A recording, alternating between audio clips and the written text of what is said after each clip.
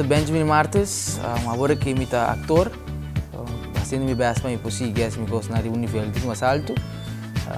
A minha idade boa juventude na 2009, quando eu gosto mais de boa juventude, estava Maribo Mori, em edição de para centro de bairro, a gente na minha tem conversação com Sheila, então uma drenta jovem governar, então sei estava na 2010, então tem final de 2011, começando em 2012, também estava também jovem governar, pero sei estava etapa antiga mais slow.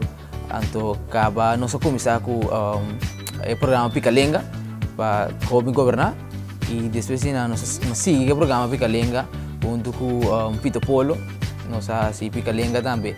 Então, tata seção diferente que nós vai ter que resolver fam.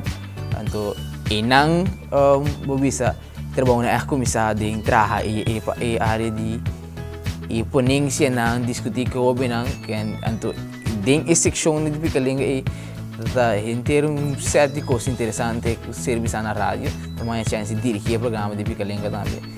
Então, praticamente, coisas bons só tem com boa juventude. Passamos para bem em 2021, então se espera que coisas não sigam, mas coisas bons só na caminho. A mim está dirigindo. Imitamos um jovem que estava tinha prazer de por passador de um projeto na boa juventude. De minha juventude, minha passador de projeto de jovem governar e para mim, de como me visitou um prazer, mas sobre fora de ensinança não como minha ganhador de jovem governar, até ainda me força cada de minha profissão de ave. A jovem que está sintonizando, não dura nenhum momento de tomar o passo para botar também tomar parte de um projeto na boa juventude. E te ajuda a formar em diferentes áreas, porque tu vai por usa de inteira vida.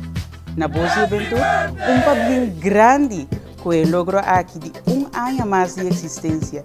E que nós cumprimos 8 anos mais, formando jovens de Corsol para não vir um futuro prominente para o país aqui. Happy birthday! Happy birthday!